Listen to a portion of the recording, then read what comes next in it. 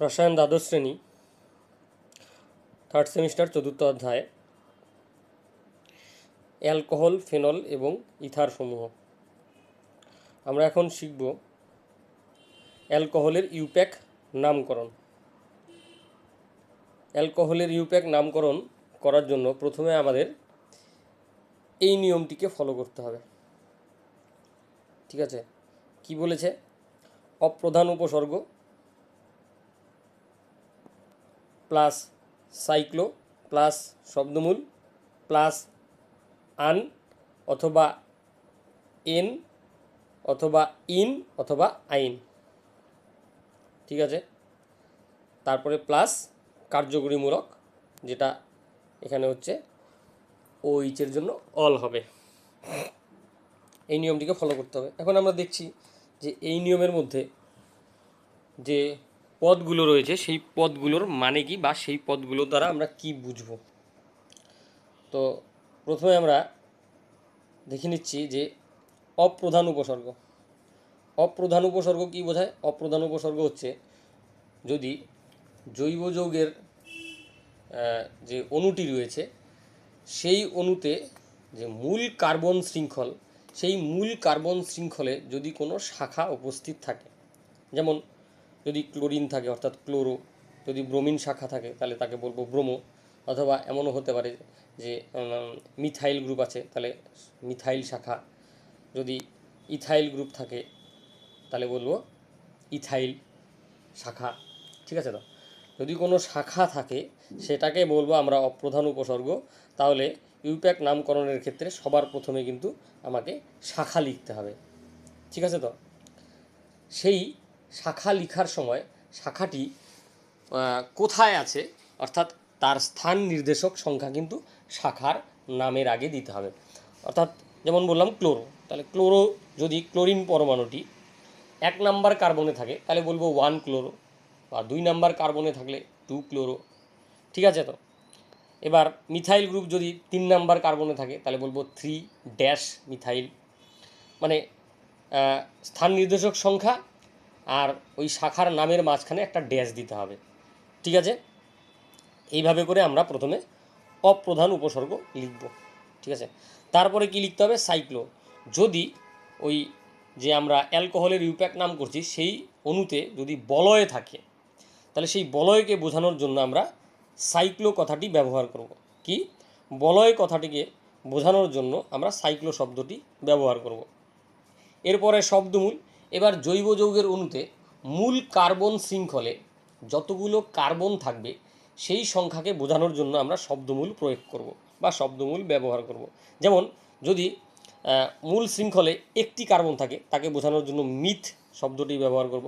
যদি 2টি কার্বন থাকে তাহলে ইথ বোঝাতে হবে, ইথ শব্দটি ব্যবহার করব। আর যদি মূল কার্বন শৃঙ্খলে 3টি কার্বন পরমাণু থাকে তাহলে প্রোপ কথাটি ব্যবহার করব। এবারে আসব এই যে আন, এন, ইন, আইন। এগুলো কি? এগুলো হচ্ছে প্রধান প্রত্যয়। ঠিক আছে, তো এবার কখন কোন প্রত্যয় ব্যবহার করব, কখন কোন প্রধান প্রত্যয় ব্যবহার করব, কখন আন ব্যবহার করব? আন কি বললাম? আন যদি ওই অ্যালকোহলটির মধ্যে একটি ওএইচ গ্রুপ যুক্ত থাকে তাহলে আমরা প্রধান প্রত্যয় হিসেবে আন ব্যবহার করব। এবার যদি অ্যালকোহলের মধ্যে একের অধিক ওএইচ গ্রুপ যুক্ত থাকে তাহলে আমরা এন প্রধান প্রত্যয় ব্যবহার করব। এবার যদি অ্যালকোহলের মধ্যে দ্বিবন্ধন উপস্থিত থাকে, কি? দ্বিবন্ধন উপস্থিত থাকে তাহলে আমরা তাকে বোঝানোর জন্য প্রধান প্রত্যয় হিসাবে ইন ব্যবহার করব। ঠিক আছে, এবার যদি অ্যালকোহলের মধ্যে ত্রিবন্ধন উপস্থিত থাকে তাহলে আমরা তাকে বোঝানোর জন্য আইন ব্যবহার করব। ত্রিবন্ধন উপস্থিত থাকলে আমরা আইন ব্যবহার করব। এবার যদি দ্বিবন্ধন ত্রিবন্ধন উভয়েই থাকে তাহলে ইন এবং আইন দুটোই বসবে। কি? ইন এবং আইন দুটোই বসবে, কিন্তু কথা হচ্ছে ইন আগে বসবে আর আইন পরে বসবে। এবার এখানে আরেকটি কথা আছে, সেটা হচ্ছে যখনই আমি ইন বা আইন লিখব অবশ্যই ইন বা আইন লেখার আগে তার স্থান নির্দেশক সংখ্যা কিন্তু দিতে হবে। যেমন যদি দ্বিবন্ধন 2 নাম্বার কার্বন এবং 3 নাম্বার কার্বনের মাঝে থাকে, তাহলে লিখতে হবে টু ড্যাশ ইন তার আগে একটি ড্যাশ, তার আগে স্থান নির্দেশক সংখ্যা, অর্থাৎ স্থান নির্দেশক সংখ্যা এবং ইনের মাঝে একটি ড্যাশ থাকবে। একইভাবে আইন লেখার ক্ষেত্রেও কিন্তু স্থান নির্দেশক সংখ্যা দিতে হবে, স্থান নির্দেশক সংখ্যা এবং আইনের মাঝে একটি ড্যাশ দিতে হবে। ঠিক আছে? তো এবার একটি কথা মনে রাখতে হবে, যদি আন হয় তাহলে কখনোই অন্য প্রধান প্রত্যয় থাকবে না। যদি একবার আন প্রধান প্রত্যয় চলে আসে তাহলে কিন্তু অন্য কোনো প্রধান প্রত্যয় আর হবে না। একইভাবে যদি একবার এন প্রধান প্রত্যয় ব্যবহার হয় তাহলে কিন্তু আর অন্য কোনো প্রধান প্রত্যয় ব্যবহার হবে না। এবার ইন আর আইন একসঙ্গে ব্যবহার করা যেতে পারে, কারণ দ্বিবন্ধন থাকলে আর ত্রিবন্ধন যদি একই সঙ্গে থাকে তাহলে ইন আইন দুটো প্রধান প্রত্যয়ই আমরা একসঙ্গে ব্যবহার করতে পারবো। তবে ইন বা আইন যদি ব্যবহার হয় তাহলে কিন্তু আন আর এন একটিও প্রধান প্রত্যয় হিসেবে ব্যবহার হবে না, এটা মনে রাখবে। এবারে আসবো আমরা সবশেষে কার্যকরীমূলক। তো এখানে তো অবশ্যই অ্যালকোহল যেহেতু কার্যকরীমূলক হিসেবে ওইস থাকবে, আর তার জন্য আমাদের কি লিখতে হবে, তার জন্য সবশেষে আমাদের অল লিখতে হবে। এবার অল লেখার আগে কিন্তু আমাদের স্থান নির্দেশক সংখ্যা দিতে হবে। তবে এখানে একটা কথা বলে রাখছি, যদি ওয়ান অল হয় অর্থাৎ ও এইচ যে কার্যকরীমূলকটি সেটি যদি 1 নম্বর কার্বনে থাকে তাহলে কিন্তু আমাদের ওই ওয়ানটা না লিখলেও চলবে। ঠিক আছে? তো যেমন আমরা এখানে উদাহরণ হিসেবে দেখাচ্ছি, কয়েকটি ইউপ্যাক নামের উদাহরণ দেখাচ্ছি এখানে। যেমন এই যৌগটি CH3 CH2 OH, CH3 CH2 OH। এবার এখানে কি করব, আমরা ইউপ্যাক নামকরণ করার ক্ষেত্রে আমরা নাম্বারিং করব। যেমন এখানে দিলাম 1 এই 2 এই 3। ঠিক আছে? তো এবার এখানে ডান দিক থেকে নাম্বারিং কেন করলাম, কারণ OH গ্রুপটি যেই দিক দিয়ে গেলে আগে পাবো সেই দিক দিয়ে আমাকে নাম্বারিংটি করতে হবে, সেই জন্য এদিক দিয়ে নাম্বারিংটি করলাম। এবার আমরা সেই সূত্রে প্রথমে কি লিখছিলাম, সূত্রে আমাদের প্রথম যে সূত্রটি ছিল সেটি কী ছিল, এই যে প্রথমে অপ্রধান উপসর্গ মানে শাখা, তারপর সাইক্লো, তারপরে শব্দমূল, তারপরে আন অথবা এন অথবা ইন অথবা আইন, তারপরে কার্যকরীমূলক। তো এইখানে তো কোনো শাখা দেখতে পাচ্ছি না, তাহলে শাখা হবে না। বলয় নেই, তাহলে সাইক্লো হবে না। এবার শব্দমূল 3-এর জন্য হবে প্রোপ, 3-এর জন্য হবে প্রোপ, এই যে প্রোপ লিখলাম। এবার কার্যকরীমূলক যেহেতু একটি আছে, একটি ওইচ গ্রুপ আছে, তাই জন্য এখানে আমাদের আন হবে। কী হবে, আমাদের আন হবে প্রধান প্রত্যয়, আর অল হবে, তারপরে হবে কি কার্যকরীমূলকের নাম, সেটা হচ্ছে এখানে অল। কিন্তু এখানে যেহেতু 1 নম্বর কার্বনে আছে তাই 1 ড্যাশ অল লিখলেও হবে, না লিখলেও হবে। এবার এই তিনটিকে সন্ধি করে কী পাচ্ছি, আমরা পাচ্ছি প্রোপানল। এবার কেউ যদি প্রোপান 1 অল লিখে তাহলেও কিন্তু হবে, 1 না লিখলেও চলবে। এবারে আমরা আরেকটা উদাহরণ দেখছি, সেটা হচ্ছে এই যে যৌগটি, এই যৌগটির ক্ষেত্রে প্রথমে আমাদের কি করতে হবে, নাম্বারিং করতে হবে। এবার নাম্বারিংটা আমি বলেছিলাম যেই দিক দিয়ে গেলে ওইচকে আগে পাবো সেই দিক দিয়ে নাম্বারিং করতে হবে। তাহলে এটা যদি আমি যেখানে 1 নম্বর দিয়েছি তারপরে 2 নম্বর তারপরে 3 নম্বর, যদি এই দিক থেকে না করে আমি এই দিক থেকে নাম্বারিং করতাম, এই যৌগটির ক্ষেত্রে এটাকে দিতাম 1, এটাকে দিতাম 1, এটাকে দিতাম 2, এটাকে দিতাম 3, তবুও কিন্তু হতো, কারণ যে কোনো একদিক থেকে গেলেই বা দিক থেকে বা ডান দিক থেকে যেই দিক থেকেই যাই না কেন ওইচ 2 নাম্বারেই পড়বে। ঠিক আছে? এইভাবে করে নাম্বারিং করার পর আমাদের কী করতে, নাম করতে হবে। তাহলে এখানে কোনো রকম শাখা নেই, তারপরে বলয়ে নেই। এবার শব্দমূল 3-এর জন্য আসবে প্রোপ। ঠিক আছে? তো 3-এর জন্য আসবে প্রোপ, তার সঙ্গে প্রধান প্রত্যয় যেহেতু একটি ওইচ গ্রুপ আছে তাই জন্য আসবে আন, তাহলে প্রোপান। এবার এখানে কিন্তু কার্যকরীমূলকটি 2 নাম্বার কার্বনে আছে, তাহলে প্রোপ যোগ আন যোগ টু ড্যাশ অল, কারণ 2 নাম্বার কার্বনে OH আছে, 2 কিন্তু লিখতেই হবে, 2 3 1 বাদে অন্য যে কোনো সংখ্যা অবশ্যই লিখতে হবে। তাহলে এখানে নামটা কি হয়ে গেল, নামটা হয়ে গেল প্রোপান টু অল। এবার আমরা আরেকটি উদাহরণ নিচ্ছি, সেটা হচ্ছে এই যে এই যৌগটি CH2OH CH2OH, ঠিক আছে। এবার এখানে নাম্বারিং করব, নাম্বারিং যে কোনো একটা কার্বনে 1 দিলেই হবে, আরেকটিতে 2 দিব, ঠিক আছে। তাহলে একটিকে 1 একটিকে 2 দিলাম।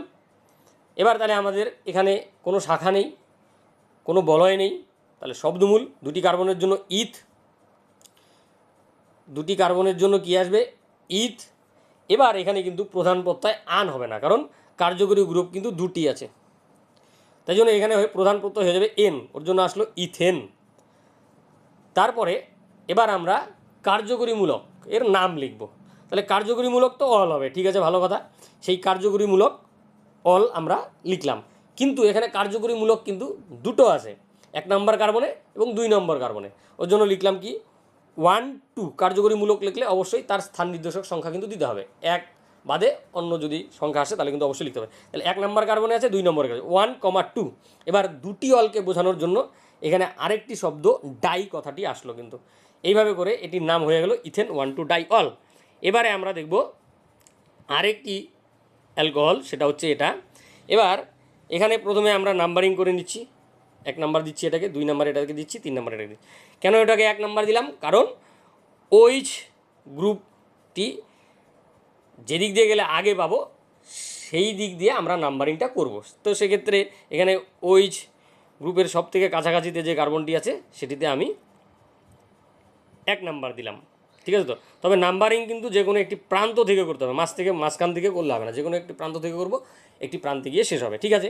এইভাবে করে নাম্বারিং করার ফলে এবার আমরা নাম্বারিং করার পর নাম করব। তবে এখানে কিন্তু শাখা আছে। এবার শাখা কি আছে, শাখা আছে এই যে ক্লোরিন, এটি হচ্ছে শাখা। তাহলে এই শাখার নামটা কি ক্লোরো। এবার যখনই শাখা লিখব তার একটা স্থান নির্দেশক সংখ্যা দিতে হবে, অর্থাৎ কোন কার্বনে অবস্থান করছে, 2 নম্বর কার্বনে অবস্থান করছে সেটাকে বোঝানোর জন্য 2, আর স্থান নির্দেশক সংখ্যা আর শাখার মাঝখানে একটি ড্যাশ আসবে, এই যে এখানে ছোট্ট করে একটা ড্যাশ দেওয়া আছে। তাহলে 2 ড্যাশ ক্লোরো। এবার এখানে কোনো বলয় নেই, তার জন্য সাইক্লো কথাটি আসবে না। এবার এখানে শব্দমূল 3টি কার্বনের জন্য, এই যে একটি কার্বন, এই যে একটি কার্বন, এই যে 3টি কার্বনের জন্য প্রোপ আসবে। এবার প্রধান প্রত্যয়, যেহেতু একটি কার্যকরী মূলক আছে তাই জন্য প্রধান প্রত্যয় কী হবে, আন। তাহলে প্রোপের সঙ্গে আন যুক্ত হয়ে হলো প্রোপান। এবার আমরা লিখব কি কার্যকরী মূলকের নাম। এবার কার্যকরী মূলক অবশ্যই OH এর জন্য কি হবে, অল লিখলাম, কিন্তু কার্যকরী মূলক কোথায় আছে, 1 নম্বর কার্বনে আছে, সরি এখানে কিন্তু এটা হবে 1, ঠিক আছে। তো তাহলে 2 ড্যাশ ক্লোরো প্রোপান 1 অল। এবার 1টা না লিখে যদি কেউ লেখে 2 ড্যাশ ক্লোরো প্রোপানল তাও কিন্তু হবে, মানে একদম ন তারপরে অল, এটাকে সন্ধি করে একবারে যদি লেখে প্রোপানল তাহলেও কিন্তু হবে। এবার আমরা আরেকটা উদাহরণ নিয়ে নিচ্ছি, সেটা হচ্ছে এই যে যৌগটা আমরা দেখতে পাচ্ছি, ঠিক আছে। এই যৌগটির ক্ষেত্রে আমরা প্রথমে নাম্বারিং করে দিচ্ছি, এটাকে 1 2 3 4, ঠিক আছে। এবার নাম্বারিং তো হয়ে গেল, নাম্বারিং করার এই দিক থেকে নাম্বারিং কেন করলাম সেটা আমরা বুঝতে পারছি, ঠিক আছে। এইবার কি করব, এখন আমরা শাখা তো নেই, বলয় নেই, তাহলে শব্দমূল কি আছে, কি হবে এখানে শব্দমূল হবে 4টি কার্বনের জন্য বিউট। তো লিখলাম বিউট, এই যে বিউট লিখলাম, ঠিক আছে। এইবারে আমাদের প্রধান প্রত্যয় কিন্তু এখানে এনও হবে না, আনও হবে না, কারণ এখানে দ্বিবন্ধন আছে, এই যে আমরা দেখতে পাচ্ছি দ্বিবন্ধন আছে। এবার দ্বিবন্ধনের জন্য ইন হবে, ভালো কথা, ইন লিখলাম, এই যে ইন আছে এখানে। এবার দ্বিবন্ধন লিখলেই তার স্থান নির্দেশক সংখ্যা। এবার 2 আর 3-এর মধ্যে আছে, এর মধ্যে ছোট সংখ্যা যেটি সেটি লিখতে হবে, সেই জন্য আমরা লিখলাম 2। এবার স্থান নির্দেশক সংখ্যা আর ইন এর মাঝে একটি ড্যাশ থাকবে, আর সবসময়ই সংখ্যার আগে পরে ড্যাশ থাকবে। সংখ্যা কিন্তু শব্দের সঙ্গে একসঙ্গে থাকবে না, সংখ্যাকে ড্যাশ, সংখ্যা লেখার পরে অবশ্যই ড্যাশ দিতে হবে, আর একের অধিক সংখ্যা লিখলে পরপর কমা দিয়ে লিখতে হবে। তাহলে এখানে 2 ড্যাশ ইন। এবার কার্যকরী মূলকের নাম, এবার কার্যকরী মূলক তো ওই সেজন্য অল হবেই, সেজন্য কিন্তু আবার এই যে ইন 1 অল, এবার অলের আগে 1 আসবে, এবার 1টা না লিখলে হবে, এই জন্য ইন অল। তাহলে আমার সার্বিক নামটা কী হয়ে যাচ্ছে, বিউট টু ইনল। তো এইভাবে করে আমরা অ্যালকোহলের ইউপ্যাক নাম করব। তো অ্যালকোহলের ইউপ্যাক নামকরণ বিষয়ে আলোচনা এখানেই শেষ হচ্ছে।